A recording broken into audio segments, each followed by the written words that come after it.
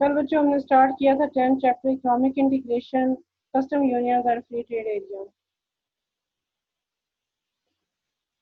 ये असाइनमेंट्स जो सी इनके लिंक के अलावा मैंने आज आपको फाइल भी भेज दी है व्हाट्सएप पे। कल हमने ये कि free trade is always better than restricted trade, so there are different types of free trade agreements or free trade areas between different countries.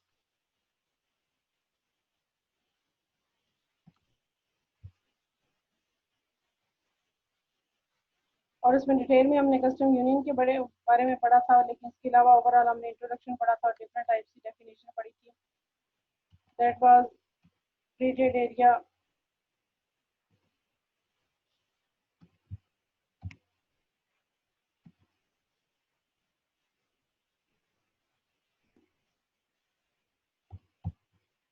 की टर्म्स ऑफ द चैप्टर, ये मैंने कहा था उनकी डेफिनेशन कर लें। Economic integration, preferential trade arrangements, custom union, common market, trade creation and diversion and agreements. जो हमने पढ़ा था उसमें ये था कि देयर आर कॉमनली, अगर डिफरेंट कंट्रीज आपस में ज्वाइन करते हैं और they remove the trade barriers among each other, तो there are the 5 types: preferential trade arrangements, free trade areas, FTA, custom unions and common markets and economic unions। इसमें जो आपका है प्रेफरेंशियल ट्रेड अरेंजमेंट्स, उसमें क्या है कि they lower the trade barrier among themselves than the other nations, के दूसरी नेशन के साथ उनके जो भी ट्रेड बैरियर चल रहे हैं, जिन नेशंस के साथ उन कंट्रीज ने अपनी free trade preferential trade arrangements किए हैं, उनके साथ वो टैरिफ कम रखेंगे ताकि ट्रेड बढ़ सके। नेक्स्ट हमने पढ़ा था फ्री ट्रेड एरिया, जिसमें ये है कि आप सिर्फ FTA, ना सिर्फ ये कि आप कम करेंगे, remove completely the tariff among the members. तो FTA जो है ये काफ़ी कॉमन है और काफ़ी सारे कंट्रीज ने, पाकिस्तान ने भी काफ़ी सारे कंट्रीज के दरमियान FTA या फ्री ट्रेड एग्रीमेंट साइन किया हुआ है।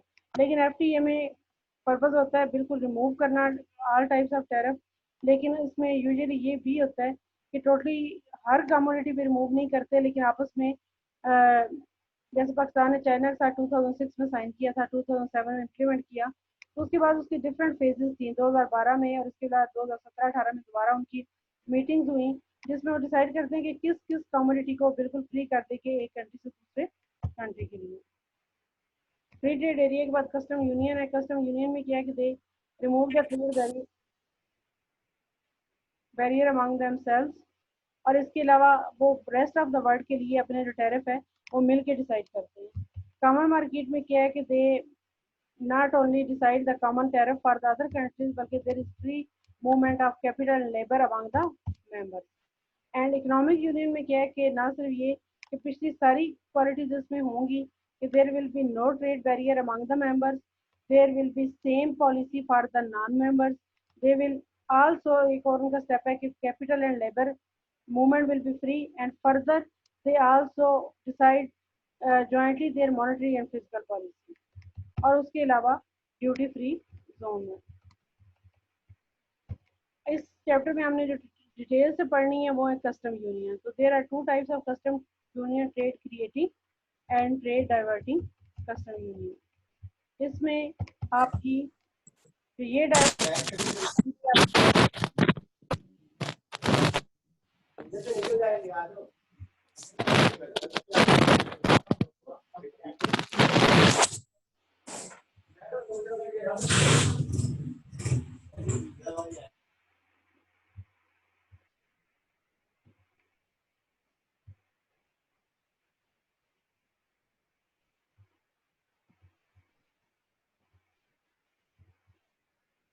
बल्कि आपने ट्रेड क्रिएटिंग कस्टम यूनियन के लिए ये वाली डायग्राम करनी है, और यही आपकी बुक में, और इसी की एक्सप्लेनेशन आपकी बुक में दी हुई है। Trade diverting, trade creating custom union.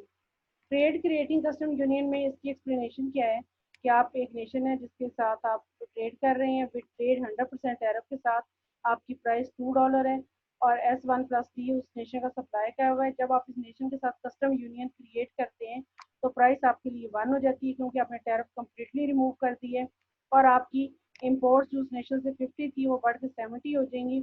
Sorry आपकी कंजम्पशन जो पहले 50 थी वो इस कम प्राइस पे 70 यूनिट ऑफ एक्स होगी, और आपकी इंपोर्ट्स पहले 50 माइनस 20 थी जो आप 70 माइनस 10 हो जाएगी। तो आपने ये सारा एरिया आपके कंज्यूमर सरप्लस में ऐड हो गया, जो पहले इसका कुछ पार्ट तो प्रोड्यूसर सरप्लस में था और बाकी गवर्नमेंट रेवेन्यू में जा रहा था टैरिफ की शक्ल में, और इसके अलावा जो बाकी था वो डेड वेट लॉस था, ये दो ट्राइंगल। लेकिन कस्टम यूनियन क्रिएट करने से, जो कि ट्रेड क्रिएटिंग कस्टम यूनियन है, ओवरऑल वेलफेयर स्टेशन की इंक्रीज हुई है और कंज्यूमर सरप्लस में इजाफा हुआ। आज हमने पढ़नी है trade diverting custom union. Trade diverting custom union they also create the trade. वो सिर्फ ट्रेड डाइवर्जन नहीं होती बल्कि ट्रेड क्रिएट भी करती है। It may increase or reduce the welfare of the member nation depending on the relative strength of these two opposing forces. ये trade diverting custom union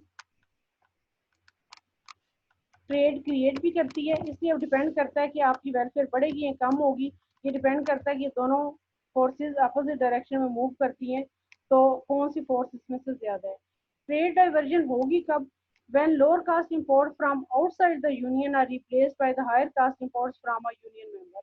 कल भी मैंने आपको एग्जांपल दी थी कि फॉर एग्जांपल एक चीज़ है, आप चाइना से चीपर इंपोर्ट कर रहे हैं, लेकिन आप ट्रेड यूनियन बना लेते हैं अफगानिस्तान के साथ। इस सिचुएशन में आपने 100 रुपये टैरिफ या 100% टैरिफ चाइना पे भी लगाया हुआ था, 100% अफगानिस्तान पे भी लगाया हुआ था।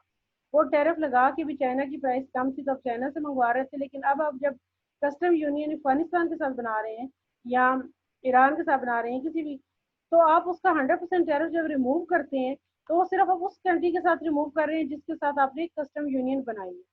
वो टैरिफ रिमूव होने से अब वो चीज़ आपको उधर से चीपर लग रही है, हालांकि एफिशिएंटली वो दूसरे कंट्री प्रोड्यूस कर रहा था।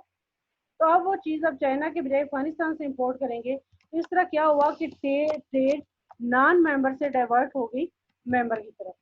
और ट्रेड क्रिएशन कैसे हुई कि आप पहले अफगानिस्तान के साथ ट्रेड नहीं कर रहे थे, जो कि अब आपने शुरू कर दी है। A trade diverting custom union results in both trade creation and trade diversion, and therefore it can increase or reduce the welfare of the union members, depending on the relative strength of these two opposing forces.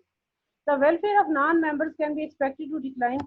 Non-member की तो हर सूरत में welfare कम होगी क्योंकि अब आप उनसे imports नहीं कर रहे, लेकिन जो मेंबर हैं उनके एक तरफ ट्रेड क्रिएशन भी हो रही है, लेकिन ये को लेस एफिशिएंट है, तो मेंबर्स की वेलफेयर कम भी हो सकती है और ज्यादा भी हो सकती है। While trade creating custom unions leads only to trade creation, जो ट्रेड क्रिएटिंग जो आपने पिछली क्लास में किया था, तो उससे तो हर सूरत में आपकी वेलफेयर इंक्रीज होगी, लेकिन ट्रेड डाइवर्टिंग कस्टम यूनियन में इट मे इंक्रीज और it reduce the welfare of members, but it will reduce the welfare of rest of the world definitely. आप इस डायग्राम को अंडरस्टैंड करके पीछे से दोबारा पढ़ेंगे तो आपको ये बेटर समझ आएगी। इसको तवज्जो से देखिएगा, बुक में अगर आप पढ़ के अगर आए हैं कोई बच्चे तो आपको ज़्यादा इजीली समझ आएगी। थोड़ी सी इस डायग्राम में तवज्जो की ज़रूरत है। ये सप्लाई का हुआ है, आपने शमान ये सब डिमांड का हुआ है, और विदाउट ट्रेड उनकी प्राइस क्या है, कम्युनिटी एक्स की 3 यूनिट्स, नेशन 2 की। Now this there are the two nations which are supplying commodity X। एक नेशन 1 है, ये उसको सप्लाई कर रहा है S1, और एक नेशन 3 है। हम नेशन 2 जो सी है वो इम्पोर्ट कर रही है, नेशन 1 और नेशन 3 जो सी है वो एक्सपोर्ट कर रही है, आप उनसे मंगवा सकते हैं। In case of free trade nation 1 की प्राइस एक्सपोर्ट प्राइस $1 है और नेशन 3 की $1.5 है। अब अगर आप दोनों पे टैरिफ लगा दें तो नेशन 2 की प्राइस जो सी है वो नेशन 1 की प्राइस क्या होगी, 100% टैरिफ लगाने से $2 हो जाएगी, और विद टैरिफ नेशन 1 का सप्लाई का ये होगा S1 प्लस टी। और अगर यही 100% टैरिफ आप नेशन 3 पे भी लगाते हैं तो प्राइस इसके साथ क्या हो जाएगी, 1.5 के बजाय इस जगह पे 2.5 होगी, जो कि इन्होंने शो नहीं की।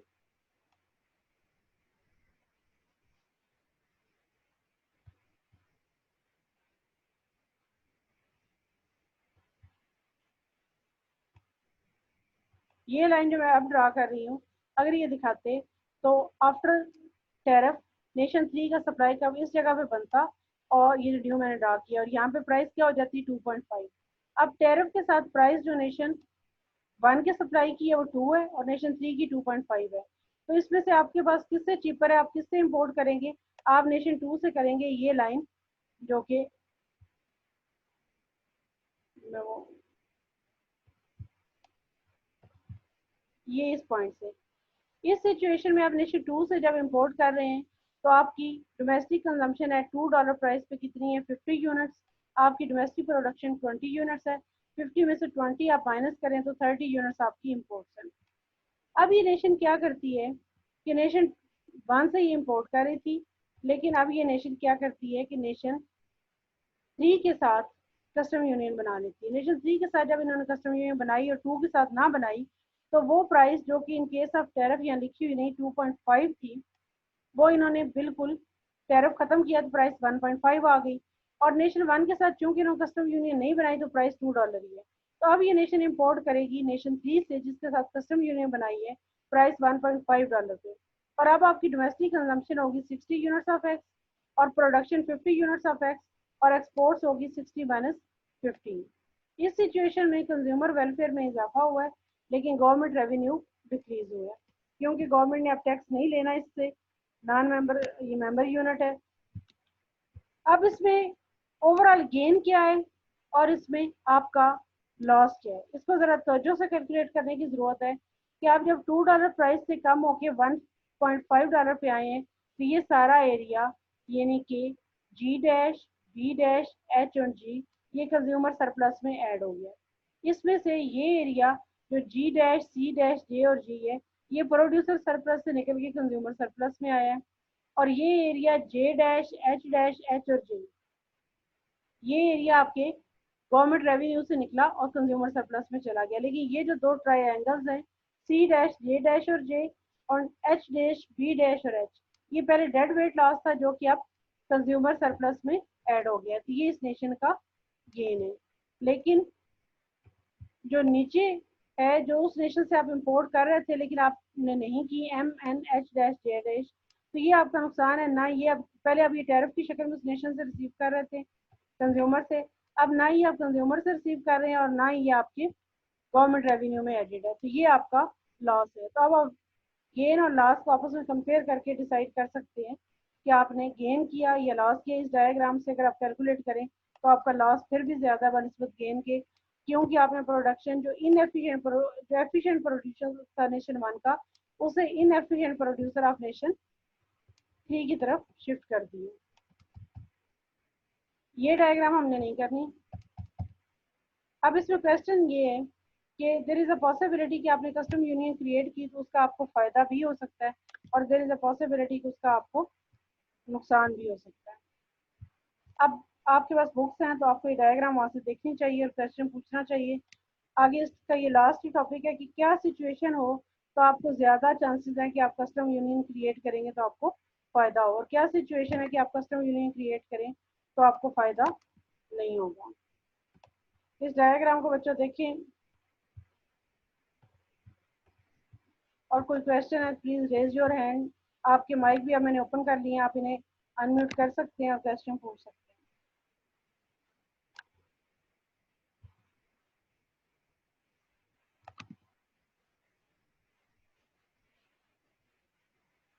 और बच्चों अब पढ़ना शुरू कर दें, आपके एग्जाम्स होने के पूरे पूरे चांसेस हैं। There are different situation in which there is a possibility कि कस्टम यूनियन आप क्रिएट करें उस कंट्री के साथ तो आपको फायदा होगा।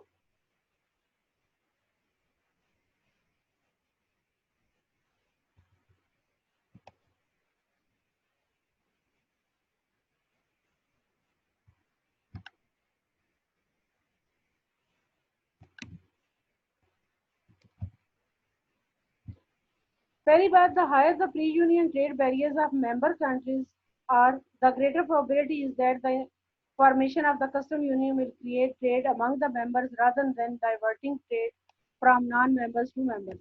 कि वो कंट्रीज जो आपस में कस्टम यूनियन बना रहे हैं अगर कस्टम यूनियन से पहले उनके ट्रेड बैरियर्स बहुत ज़्यादा हों तो फिर ये पॉसिबिलिटी है कि वो ट्रेड बैरियर रिमूव करने से उनकी आपस की ट्रेड बढ़ेगी और नॉन मेंबर की ट्रेड भी मौजूद रहेगी, बजाय इसकी ट्रेड डाइवर्ट और ट्रेड सिर्फ क्रिएट होगी। मतलब पाकिस्तान के इंडिया के साथ काफ़ी सारे बैरियर्स हैं, वो रिमूव करने से पॉसिबिलिटी है कि चाइना के साथ आपकी ट्रेड जो है वो अपनी जगह पे मौजूद रही रहे, प्लस आपकी ट्रेड जो सी है वो इंडिया के साथ भी काफ़ी फ्लोरिश कर जाए। इस सिचुएशन में आप कस्टम यूनियन बनाते हैं तो वो आपको ज़्यादा पॉसिबिलिटी है कि फ़ायदा देगी। Second, The lower the custom union barriers are on trade with the rest of the world, the less likely it is that formation of the custom union will lead to the costly trade diversion because they have already traded each other before. कि rest of the world मतलब China के साथ आपका पहले ही trade barrier ना हो, rest of the world हम फिलहाल चाइना को कह रहे हैं, और अफगानिस्तान के साथ आप नए सिरे से कस्टम यूनियन बना रहे हैं तो इसमें सिर्फ यही होगा कि आपकी ट्रेड क्रिएट होगी, डाइवर्ट नहीं होगी, क्योंकि चाइना के साथ या रेस्ट ऑफ द वर्ल्ड के साथ आपकी पहले बैरियर्स नहीं है। तो ये सिचुएशन भी ऐसी है कि ट्रेड यूनियन आपकी वेलफेयर में को इंक्रीज करेगी। Second, the greater the number of countries in the union, the larger their size, the great probability is the low cost producer fall within the union. कि अगर काफी ज्यादा कंट्री या large number of countries form the custom union, मतलब ये कि आप सिर्फ अफगानिस्तान के बजाने के बजाय चाइना के साथ, इंडिया के साथ, ईरान के इकट्ठी एक कस्टम यूनियन बनाए, तो फिर अगर एक लो कास्ट प्रोड्यूसर चाइना में है तो आपकी वो ट्रेड अफगानिस्तान की तरफ शिफ्ट नहीं होगी, बल्कि वो विद इन यूनियन ही मौजूद रहेगी और अफगानिस्तान के साथ आपकी नई ट्रेड क्रिएट होगी। तो अगर बहुत ज्यादा कंट्रीज जिनका साइज काफी लार्ज हो कस्टम यूनियन बनाए तो पॉसिबिलिटी है कि उनको ज्यादा बेनिफिट होगा। इसके अलावा the more competitive the member nations are, the greater opportunities there are for specialization in production and trade creation with the formation of the custom union. कि जो कंट्रीज आपस में कस्टम यूनियन बना रहे हैं उनकी इकोनॉमी कंपेटिटिव हो, complementary ना हो, तो फिर पॉसिबिलिटी है कि वो आपस में एक दूसरे से कोऑपरेट करके ज़्यादा स्पेशलाइज करेंगे जो उनके लिए ज़्यादा बेनिफिट होगा। इसके अलावा वो कंट्रीज जो जियोग्राफिकली करीब हों, जैसे इंडिया है, अफगानिस्तान है, पाकिस्तान के करीब है, वो कस्टम यूनियन बनाए ज़्यादा फायदा होगा क्योंकि उनकी ट्रेड ट्रांसपोर्टेशन कास्ट पहले ही लो है।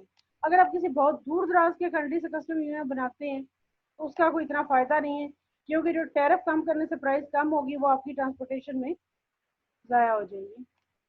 The greater the pre-union trade and economic relationship among the potential members of the custom union, the greater the opportunity are for significant welfare gains as a result of formation of custom union. कि अगर custom union बनने से पहले उनकी economic relationship पहले ही strong हो तो भी पॉसिबिलिटी है कि उनके आपस में कस्टम यूनियन से ज़्यादा बेनिफिट्स जनरेट होंगे। वो पहले ही एक दूसरे के साथ डिफरेंट एग्रीमेंट्स में उनकी अंडरस्टैंडिंग है, तो वो एक दूसरे के बेनिफिट को सामने रखते हुए ज़्यादा अच्छे तरीके से कस्टम यूनियन मेंटेन कर सकते हैं। इसके अलावा डिफरेंट स्टैटिक वेलफेयर इफेक्ट्स हैं कस्टम यूनियन के। नंबर वन, कि आप किसी कंट्री का कस्टम यूनियन बनाते हैं तो आपको मजीद एडमिनिस्ट्रेटिव स्टाफ रखने की ज़रूरत नहीं है, जो पहले आपका वो टैरिफ कलेक्ट कर रहा था, बॉर्डर पे चीज़ें चेक कर रहा था, पेट्रोल कर रहा था, स्मगलिंग तो नहीं हो रही, दिस एंड दैट। आपने कस्टम यूनियन बना दी, ट्रेड फ्री है, तो आपको सारा स्टाफ रखने की ज़रूरत नहीं है। ये एक स्टैटिक वेलफेयर इफेक्ट है कस्टम यूनियन का। Setting ये trade diverting custom union is likely to improve the collective terms of trade।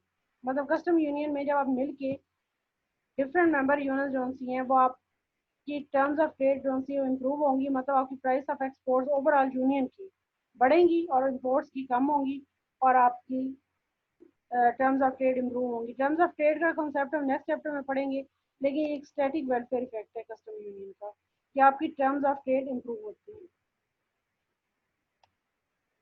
इसके अलावा कस्टम यूनियन की बार्गेनिंग पावर ज़्यादा होती है, जैसे यूरोपियन यूनियन की एग्जांपल दी हुई है कि जब काफ़ी सारे कंट्रीज मिलके किसी और कंट्री के साथ बार्गेन करते हैं कि किन टर्म्स एंड कंडीशंस पे हम डिमांड एंड सप्लाई होगी, किन टर्म्स एंड कंडीशंस पे हमारी एक्सपोर्ट्स होंगी या आपसे इम्पोर्ट होंगी, तो जाहिर है कि आपकी बार्गेनिंग पावर ज़्यादा है जब आपने यूनियन बनाई है। There are some dynamic effects कि कंपटीशन जो मेंबर्स हैं उनमें इंक्रीज होगा, इसके क्योंकि वो आपस में डिसाइड जब सारे एक ही यूनियन के मेंबर होंगे, जैसे यूरोपियन यूनियन में काफ़ी सारे कंट्रीज हैं, तो उनका आपस में कंपटीशन बढ़ता है कि कौन ज़्यादा चीपर कोई गुड प्रोड्यूस कर सकता है। इसके अलावा जब वो मिलके एक बहुत बड़े मार्केट के लिए चीज़ें जनरेट करेंगे, कि अज्यूम करें कि यूरोपीय यूनियन में कोई ऐसी चीज़ है जो सिर्फ बरतानिया फॉर एग्जांपल एक्सपोर्ट कर रहे हैं, तो क्योंकि उसको इतनी बड़ी मार्केट मिल जाएगी तो they may earn the benefits of economies of scale.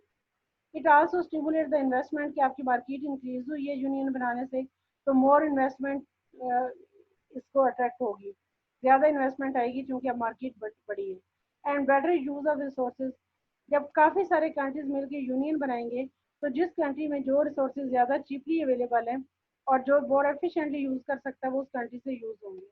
तो ये भी एक डायनामिक इफेक्ट है कस्टम यूनियन का, बेनिफिट है।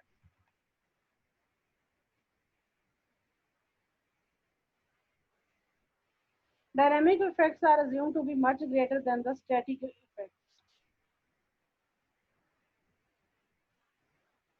These dynamic gains are about 5 to 6 times larger than the static gains.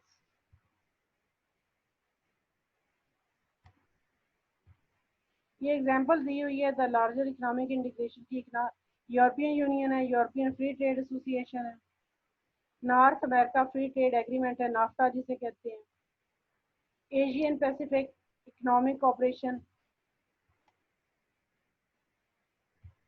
ये इसके बाद हिस्ट्री है डिफरेंट इकोनॉमिक इंटीग्रेशन की।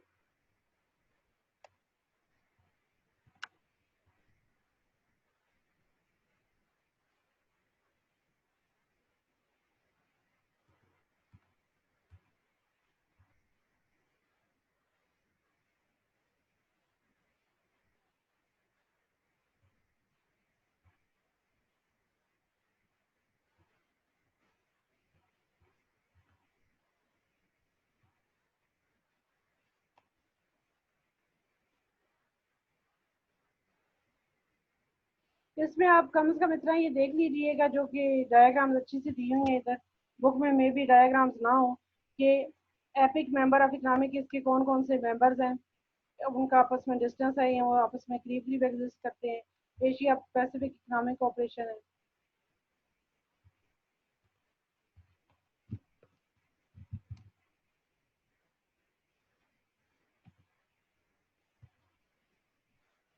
इसमें बच्चों कोई क्वेश्चन हो तो आप पूछ लें,